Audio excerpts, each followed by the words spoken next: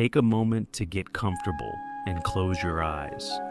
Take a deep breath in, and as you exhale, let go of any tension. With each breath, allow your mind to become quiet and open, as if you're preparing to see the world anew. Today's lesson is, God is in everything I see. This statement invites us to recognize that there's more to the world than what we typically notice. It asks us to look past the surface of things, beyond the labels, judgments, and assumptions we've placed on the world, and to see the thread that connects everything. Think of this as a practice in shifting your perception. Instead of seeing objects, people, and places as separate, you're invited to notice the quiet connection they share, a connection that also includes you. Bring to mind a simple object you see or use every day. It could be something in the room with you right now, a chair, a pen, or even a set of keys. Take a moment to picture this object as it is. Notice its shape, texture, and purpose. What do you usually think about when you see or use it? Maybe you've taken it for granted, seeing it as just there, part of the background. Now, let's shift your perspective. Think about how this object exists because of countless interactions. That chair was designed, built, and placed in your space. Materials were gathered from the earth to create it.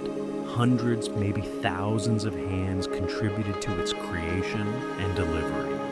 Say to yourself, this object is not separate from me. Its existence is part of a greater connection. Now imagine this object not as something you own or use, but as something connected to you in a web of purpose. You sit in that chair. You rely on it for support. It's part of the rhythm of your life, quietly serving a role you might not have noticed before. Repeat softly to yourself, there is connection here. I am part of this, and it is part of me. Allow yourself to feel the weight of this connection, not in a heavy way, but as a grounding truth. The object, the materials, the people behind its creation, and you are all part of the same interconnected experience. Now, let your mind wander to other objects around you, a book, a lamp, a piece of clothing.